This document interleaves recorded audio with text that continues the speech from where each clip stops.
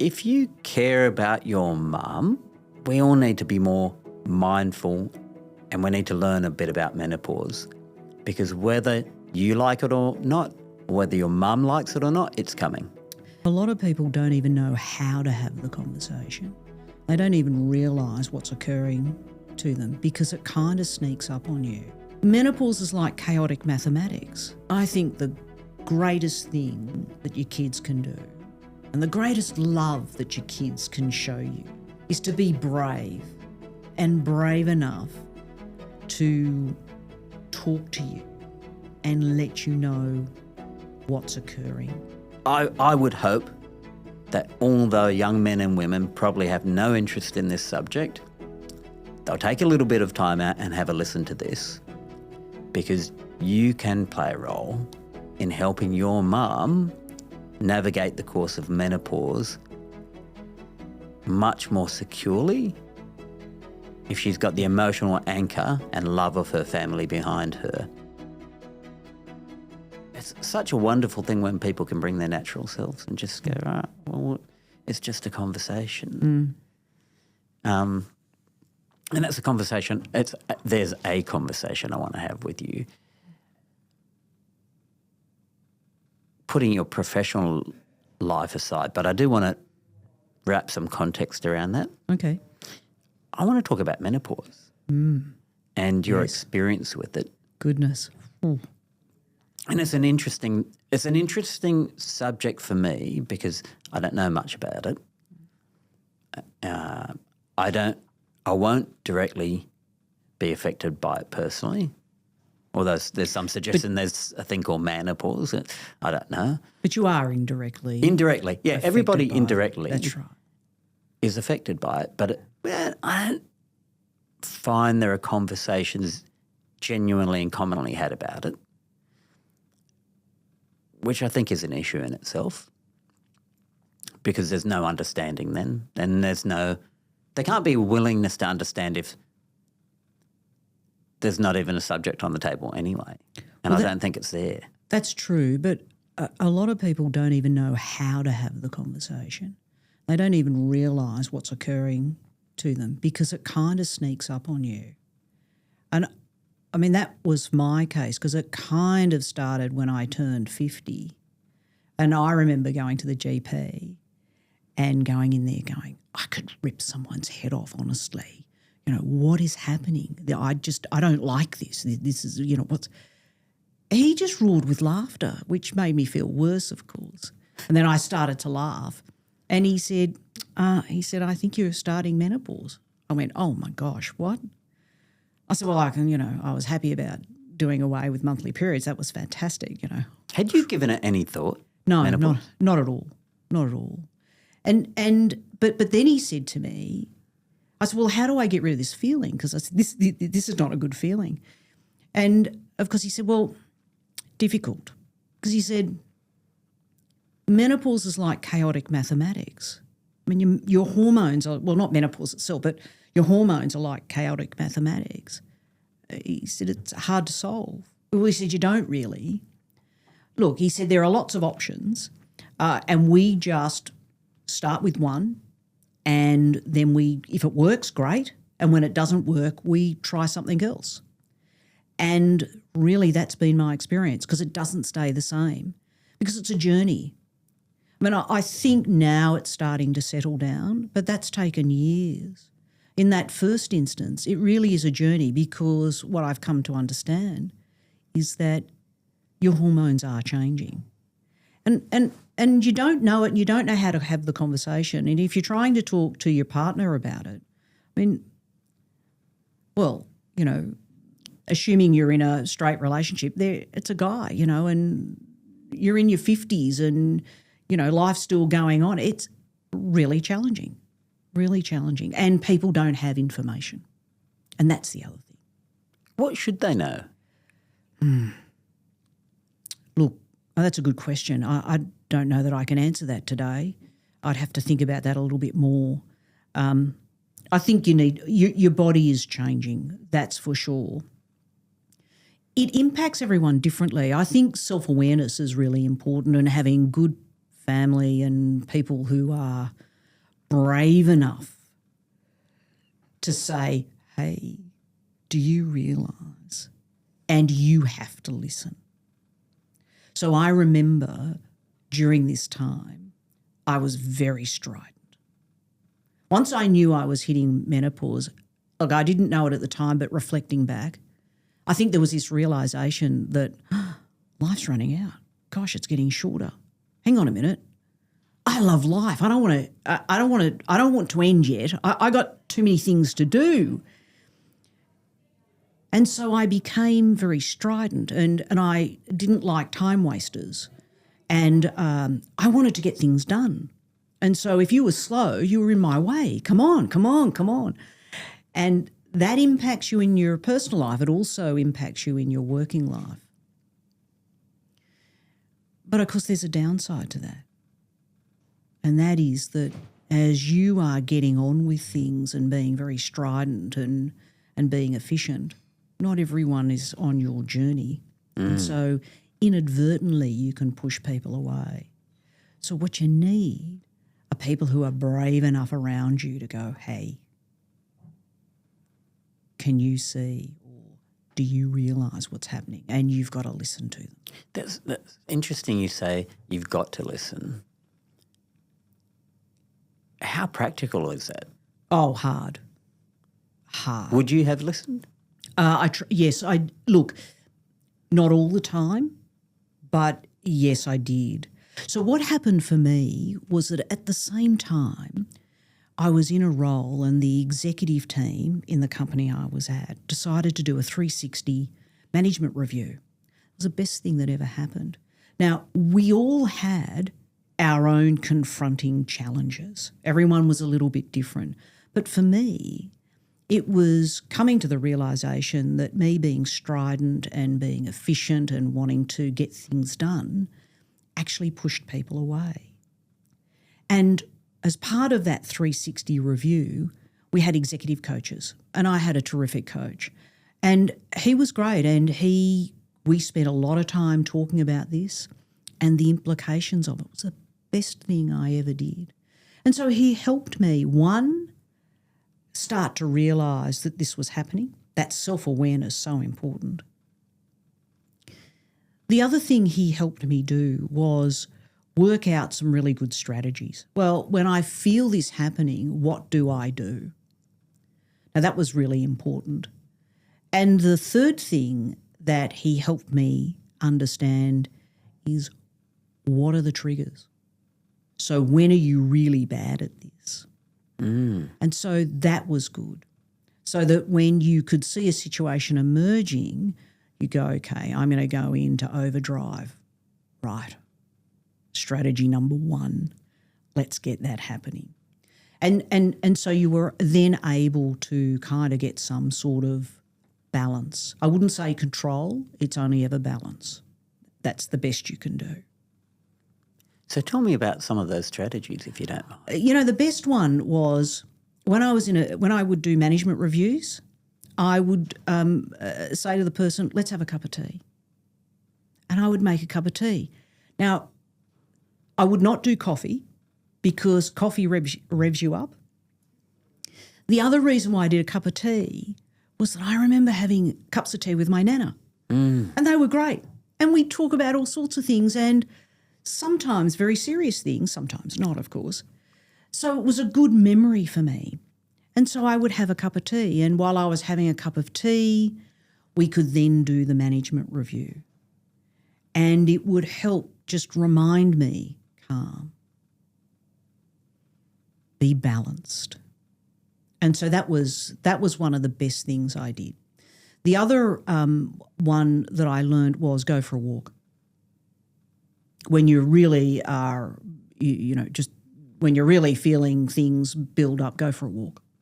Just walk out of the office, go for a walk. Don't have coffee. So don't go down the road for a cup of coffee, go for a walk and stretch it out and then come back. And you feel much better. Take that 5 or 10 minutes out. Take a big deep breath and then come back and tackle it again. So what is it you're actually experiencing that you need these can I call them remedies? Yeah. Look, for me, I could just feel this rush. It's almost like your blood pressure's going up, but my blood pressure wasn't going up. And I would just feel this level of intensity coming into my body and into my voice. And my words would become short and they'd become faster and they'd be intense. My voice would sometimes go up or get really low and serious, So there were all sorts of things would occur, but you could feel this level of intensity. So it was about getting rid of that intensity and getting a calmness back, and that was the bit that you needed to do. So having a cup of tea was really good for that, and going for a walk was really good for that, and having a big deep breath as you were walking, or many actually, not just one, many. So talk to me about some of the impacts and the changes that you experienced. Look, you are on a journey, and so after a while, that intensity I got better control or better balance over that intensity. But then the other thing that happens is that you start to put on weight, and it's slow. Like it's about, for me, it was about 1 or 2 kilos a year. And you're there going, well, hang on a minute. My clothes are feeling a bit tighter. I'm not doing anything different. I think I need to change my washing powder. It must be shrinking my clothes or something. And, of course, the reality is I'm putting on weight. But, you are a bit delusional, honestly, because you just don't want to admit, because you haven't done anything differently. But look, every person reacts differently. But for me, I gather what happens is your metabolism slows down, and I don't know. We're also not as active. We don't do that passive exercise as much anymore. So but that's not menopause related, is no, it? it's not. No, it's not. It's a lifestyle. But I'm sure in all of that, hormones, and as our body changes, there's all sorts of other things. I'm not a doctor, so I can't tell you all of it. I do know, though, that as I went on this journey, one of the things I've discovered quite recently is that you don't process sugar very well. So your insulin resistors aren't working as they should. That's been quite a revelation for me, and that happened at the end of last year, so really quite recently. And I, through this whole journey, I've kept in contact with my GP on a regular basis, even if it's just an update, honestly. You just go and update them. And through that process, we did all the blood sugar tests and everything else, and he put me on metformin. Wow, just the very lowest dose. Wow, what a difference. Honestly, I don't quite know what it does, but all of a sudden I feel so much better, and I don't have that kind of low-level kind of sickly feeling. And the way it's described to me is that my insulin resistors are working a lot better, and I process sugar much better. It's made a huge difference, absolutely huge difference. The other piece of advice I got from my GP was go and find a grey-haired personal trainer. Oh, okay. Grey-haired? Yes. Someone in their 20s just doesn't appreciate when you are mature. And of course I related to that. That made sense. I just didn't want to be flogged. I needed to improve my fitness, but I did not need to run a marathon at all, honestly, or become, the latest, weightlifter. I just didn't need that. And so I searched quite a bit, and I found a fellow in his mid-30s who had, I think, 1 grey hair. No, that was fine. He runs a program called functional training, and he focuses on balance, posture, movement, and weightlifting. Honestly, it's just changed my life. But it's interesting, through that whole process, while it's changed my life and I'm much fitter, it's a journey you go on. I started in 2021. and the first year, nothing changed.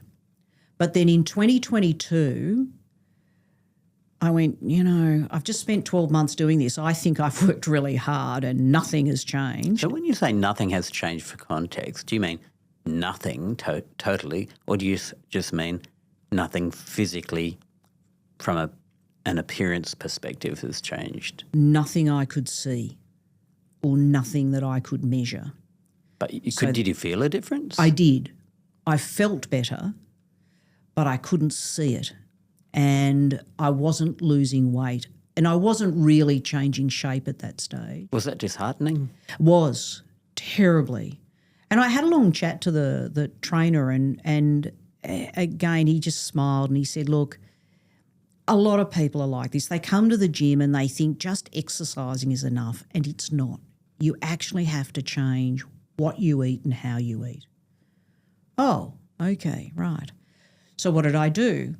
I stopped drinking alcohol for 12 months. That was huge. I have to say, I loved getting up in the morning, and I still do, love getting up in the morning and bouncing out of bed and not having that half a bottle of wine that a lot of people have at dinner each night. I don't do that, and I jump out of bed and I feel fantastic. So I really appreciate that. The other thing I did was I changed my dinner plate to an entree size. And you just put food on it and place it and space it as if it was a normal plate, right? So don't overfill it and do it once. Don't go back for seconds. That's made a huge difference as well. So you learn from that. Portion control and portion sizes is just so important. The other thing I did was slow down. What I didn't know was it takes about 15, 20 minutes for you to feel full. But if you don't slow down while you're eating, what happens is we don't ever give our body a chance to tell you you're full. So what happens is we overeat, and then we go, oh, I feel so full. I'm like a, beached whale or something, So I don't do that anymore. I slow down. And if I don't think I've eaten enough, I wait for that 15 minutes and go, do I still need something? That's made a big difference. And then the final thing, I think, is you have to eat. Don't skip meals and don't not eat, because otherwise your body goes into starvation mode and it just won't. Doesn't matter what you do, you won't shift anything. It's a mistake to think that by skipping meals or not eating you will lose weight. You won't. You're better off eating 3 meals a day, keep the portion size down, and exercising. And everybody's different, but once I got that routine happening, and it took over 12 months to get it happening. None of this happens overnight, by the way. Things started to shift. But here's the next thing. I was changing size, but the scales weren't moving.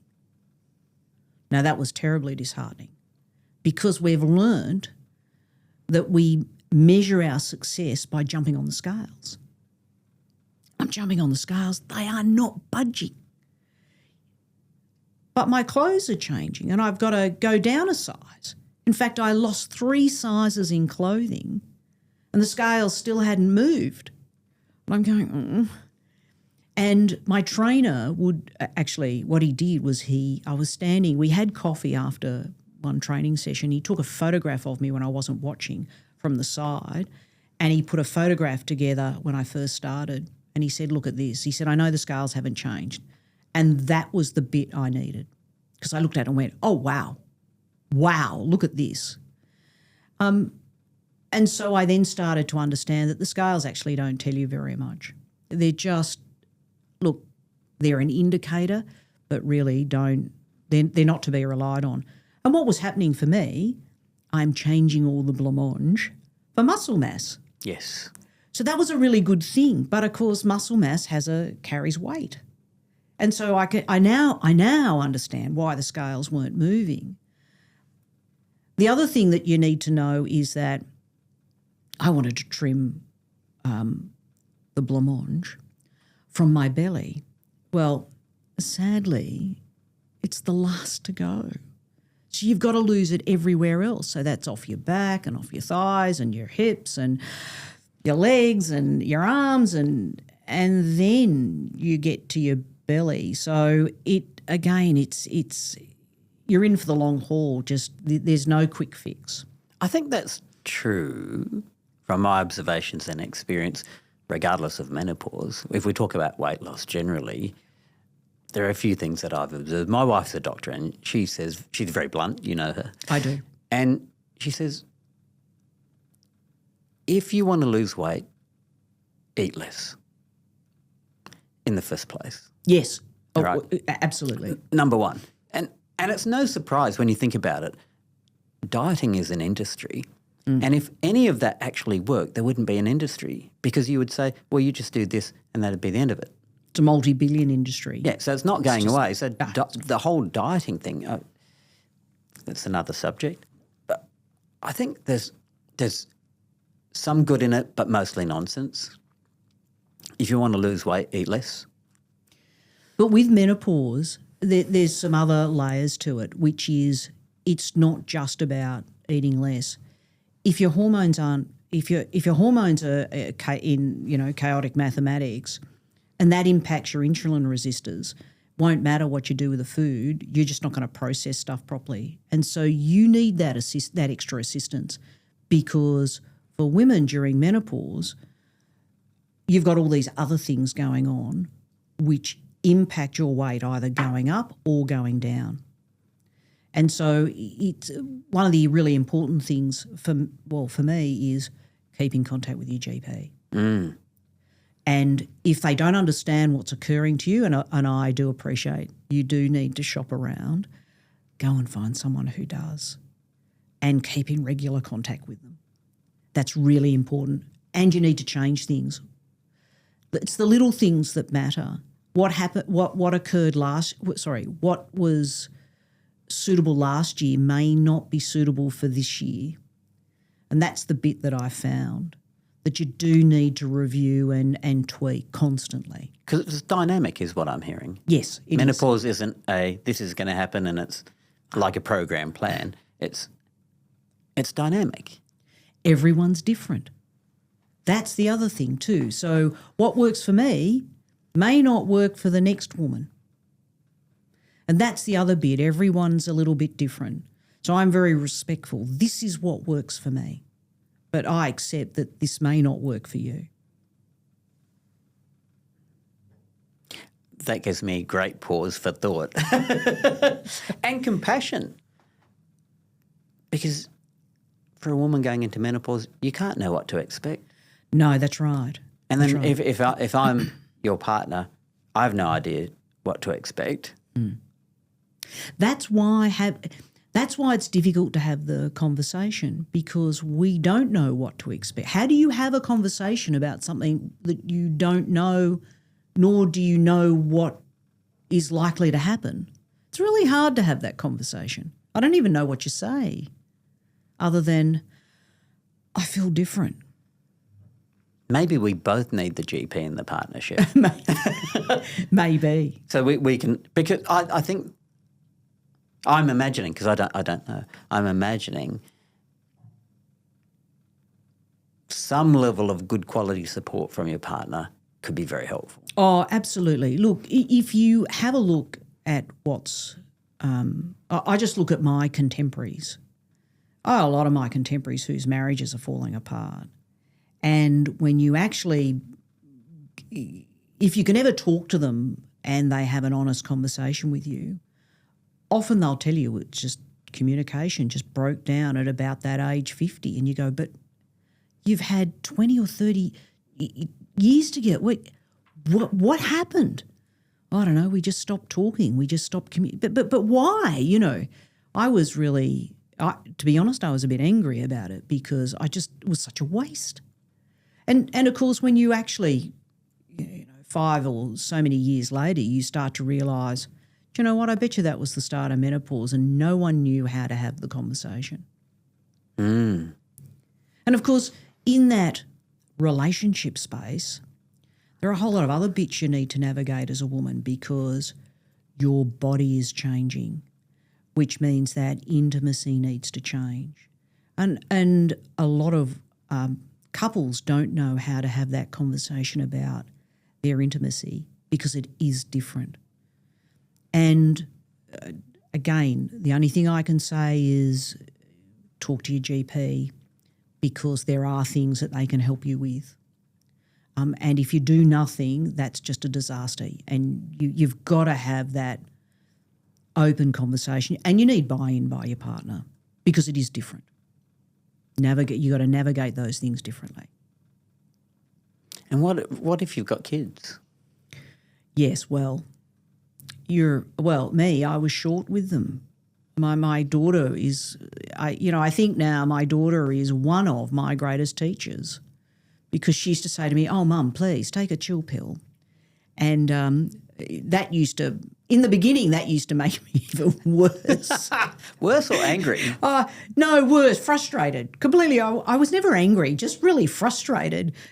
Why can't you operate at this pace, But as time went on, I started to realise, particularly after the executive coaching and all that kind of process and a journey that we went on,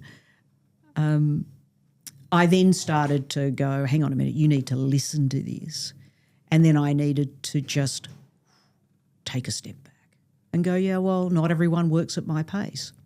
So then you need a strategy for how you deal with the fact that not everyone in your family is working at your pace. So that's a challenge. I bet. Yes.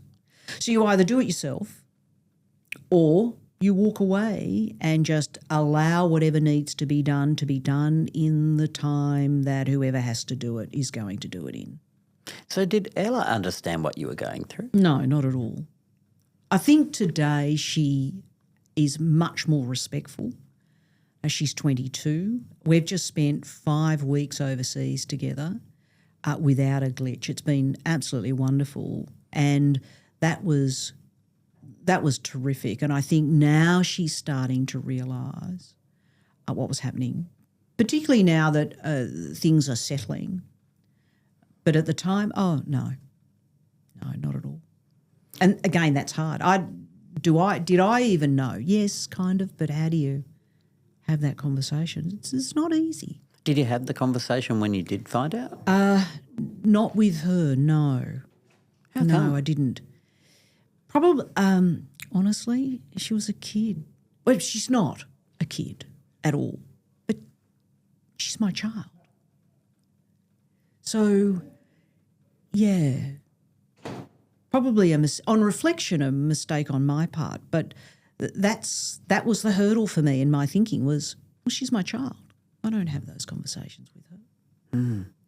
Do you reckon that's a personal thing for you, or that's more aligned with being a mum? Oh, gosh, I'm not sure. I would, today I'd say, you know what, I think that's just being a mum. But I'm not sure. Really, I'm not sure. That just could be just me. Mm. Who knows? I don't know. Don't know. I'm asking that question because it's a subject we don't talk about very much, but it seems like nobody's talking about it. No, that's right. I do think from a male perspective, there's a lot of ignorance. We don't know what we don't know. Mm. And that also leads to, well, we don't value anything about it because we don't know. And maybe we don't want to know. I don't know. It's complicated even when I think about it. I think, well, I know it's a thing, and at some point my partner's going to go through that. That's the extent of it, I think. Yeah, and the problem is that every woman is impacted by it differently. Some have a terrible time and their emotions are all over the place and they burst into tears and they're hot and then cold and then hot and then cold, and that has an impact when your temperature is changing all the time. I did have that, but in in manageable amounts. So that didn't impact me terribly at all. I might just have to take a jumper off and put it back on again. Neither here nor there really in the scheme of things. But some women suffer really badly from it, and it does make a difference because all of a sudden you're somewhere and you start to get too hot. Then you start to feel unwell and you need to move away. Not that I've experienced that myself, but I know of women who go through that, and it's hard. And I'm sure it impacts the rest of the family when you've got to walk away. And they don't understand it at all. And they don't, and of course, the person going through it, how do you explain it? I mean, you can't even reconcile it yourself. And I always come back to that first bit of advice from my GP when he said, and laughed and said, it's chaotic mathematics. And I think he's right. There's no single answer for any of it.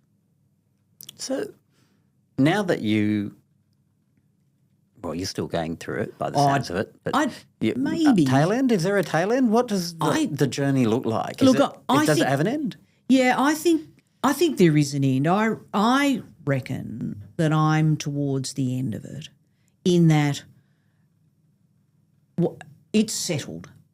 It is what it is today. I don't see it changing much at all, and I haven't seen much change in the last, or at least the last 12 months. Prior to that, I don't know that I thought about it enough. Now that I've got my fitness happening and I can see a path forward and we're actually kicking goals, I feel more settled. And I think that's part of it too, is that because I'm now kicking goals and I can see the success or the change, for me now I myself is much more settled in it all. So yes, I think it's at the tail end. I'm much more comfortable about where I am and who I am and how I do things. I was going to ask you for a few tips of advice, but I want to ask you, when you learnt, it's menopause, were you scared? Was I scared? I don't know that I was scared, but what was profound for me was that life was now a lot shorter. It was a milestone, and I don't know that I realised it or I could articulate it at the time, but I can now. It was that milestone where it was like, oh my gosh, I'm now mature. Life is now shorter. Whereas prior to that, life was, not so much endless, but, I had plenty of time. Whereas now all of a sudden I just went, I don't have that much time. And so that was that was quite significant. Now for me, I'm very comfortable with what I've done, what I've achieved. Of course, I still want to do more, but it's okay. I've got a sense of calmness. I think given your character, though, you're a person who's more likely to look at something that might appear to have adversity or even have adversity, and you'll navigate your way through it with some semblance of positivity. Yes. Because you always want to do things. But I can imagine for some people it would be devastating to get to a point and almost if they realised, that's the end of something, like it would be taking away from their perception of who they are, their identity changes now. And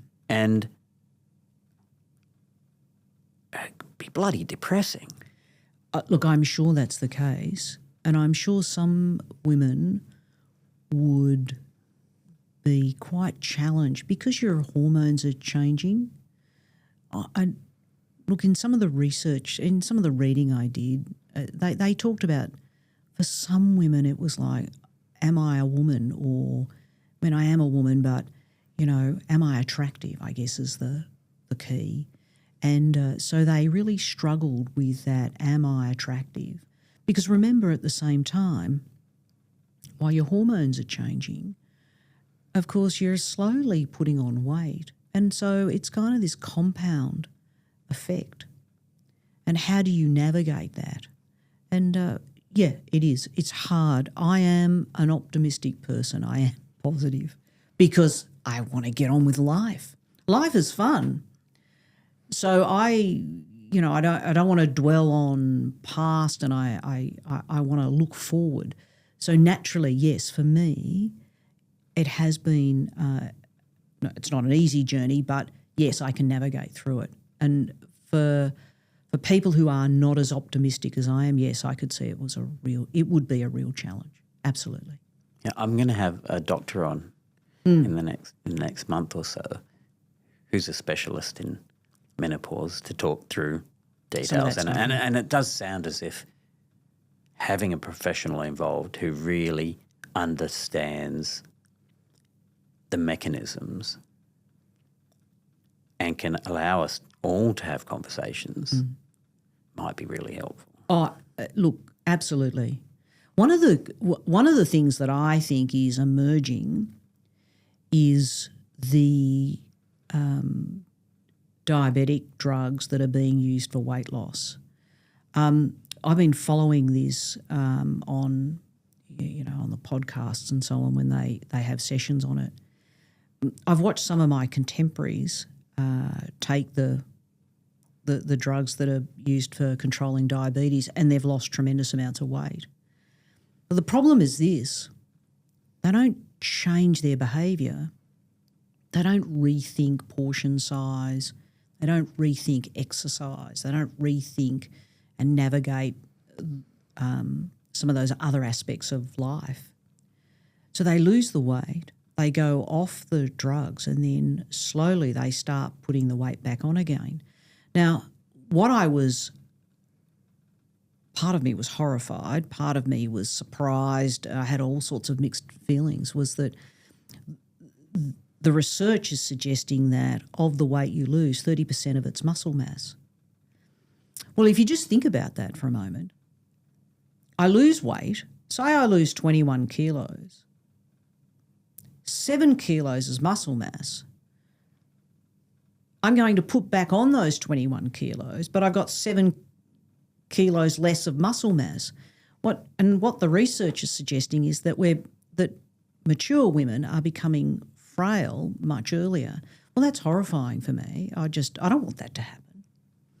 And so I think there's got to be a level of caution. So when you have your doctor on, that would be a great topic and a great question for them as to how do mature women navigate that space? Because you don't start with as much muscle mass as men. And I mean, if you need assistance, I certainly did. Yes, but you've got to protect your muscle mass because your muscle mass holds you up. It allows you to stand up straight. It allows you to walk. It allows you to keep going. I've learnt there are 3 key areas in the body that are critical for comfortable old age. And they're surprising. Well, better tell us. The first one is your feet.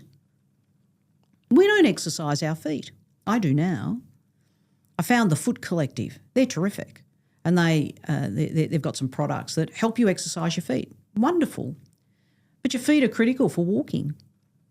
The next area of the body that's really critical, believe it or not, is your thighs.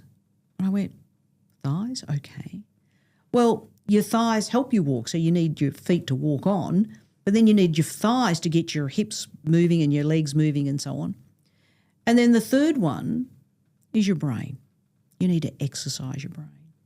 And if you can keep those 3 things going, they are critical for having a comfortable older age because you can get around and you can socialise. And when I sat back and thought about it, I went, yeah, actually that's right. It's a mobility thing, isn't it? It is. And that's regardless of gender, I would imagine. Oh, yeah, absolutely. Yeah, so absolutely. The mobility becomes everything. So Mirina, in the family,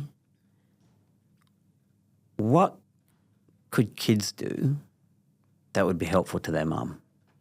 I think the greatest thing that your kids can do and the greatest love that your kids can show you is to be brave and brave enough to talk to you and let you know what's occurring. And you do have to tackle it properly. I mean, don't yell at mum and don't be flippant. You got to have the serious conversation, but a warm, caring conversation, and let her know that, you know, she's short or she's coming across as being angry, whatever it might be. But you got to be brave enough and do it. And I think not lay blame, right? No, so it's not lay blame. Hey, mum, you're being angry at me. It's your menopause. That's not helpful. No, it's not. And because what you got to realise is she can't help it. She's trying hard. It'll just come out and she'll go, oh, gosh, I shouldn't have done that. You know. And she might not tell you that either. Oh, that's true. That's true. And so you can't lay blame. What you got to do is help her, help herself.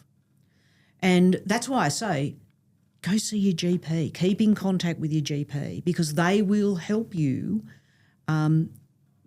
navigate this as well. They won't do it all, but they will be able to give you some guidance. Now, that might be getting some other advice as well, or it may be some medication, and it may be just talking through some strategies.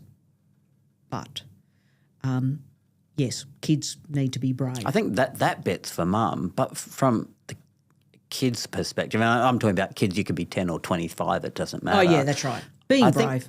I think how you frame it is so important, and I think, and this works in any case, whether it's menopause or not, if you tell someone you love them and you start with that premise, Mum, I love you. Yeah. It seems to me that unusually you wouldn't bite my head off about this. Are you okay? That's it. And maybe is that all we really need to do? You may need to do a little bit more, but basically, look, as a parent, we put a framework around our kids and give them rules. And when they break those rules, sometimes they get into trouble and so on. Why do we do those things? Well, we do it because we care. We love them. If we didn't care, we just let them do whatever they wanted. Well, now it's the same in reverse. If you care about your mum, be brave enough to say, hey, mum, and say, look, this is not like you. They often can't help it. And that's the key that you've got to understand. And so you got to help them help themselves.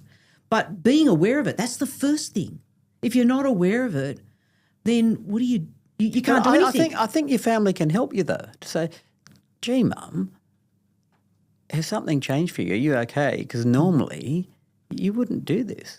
Once you've changed and everyone recognises that you're in that menopause phase, it's a journey. It just doesn't happen overnight and that's it.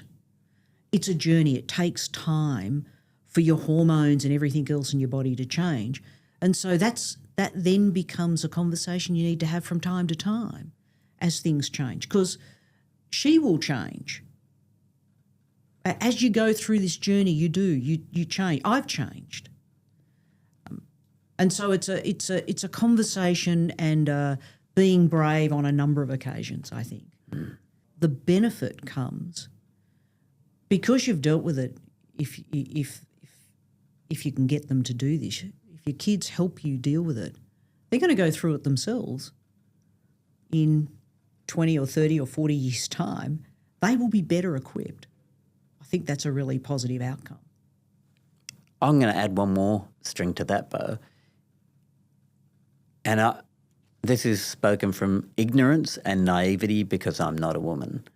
But from my observations, there is a lot of identity as a younger woman around how you appear. Oh, yes. Your attractiveness to the opposite sex. That's absolutely. These are biological as well. So it's Yes. not just it's our society and how we view culture. Part of it's biological. And just imagine when you hit menopause and you start to change, if you have lived the last 30 years of your life with the identity of I'm a beautiful, young, attractive woman, and then suddenly you're not, or that's how you perceive yourself, my God. That's huge. And it happens.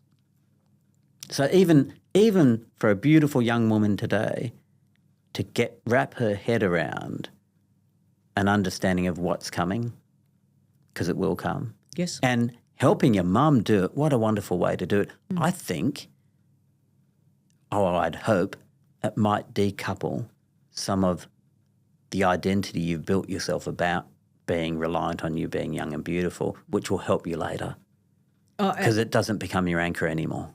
You're absolutely right. And do you know one of the practical things that they can do, which I now have my daughter helping me, help you dress, because you dress differently. And so as you move into this phase, of course, your body's not the same anymore.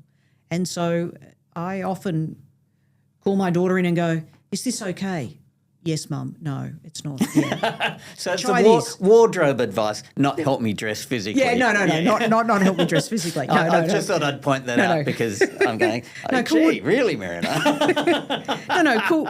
Colours and coordination and style, and do I go for the wide legs or the narrow legs, or what do you think looks better? And they can be tremendous help, and make you dress and feel so much better.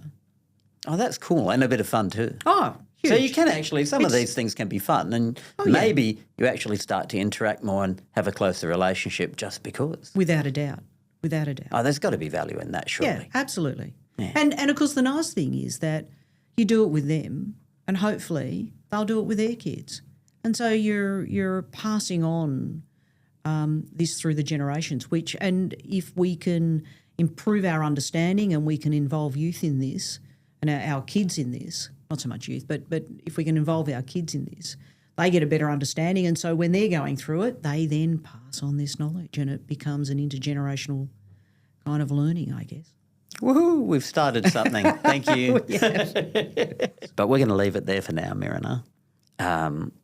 This is one part to a bunch of things we're going to do on this subject because I want to talk about it more. And thanks for sharing your experience. It's wonderful to have somebody who can actually talk frankly about what they've experienced and be comfortable enough to say, well, this is what happened to me. My pleasure. Thank you for having me on. You're most welcome.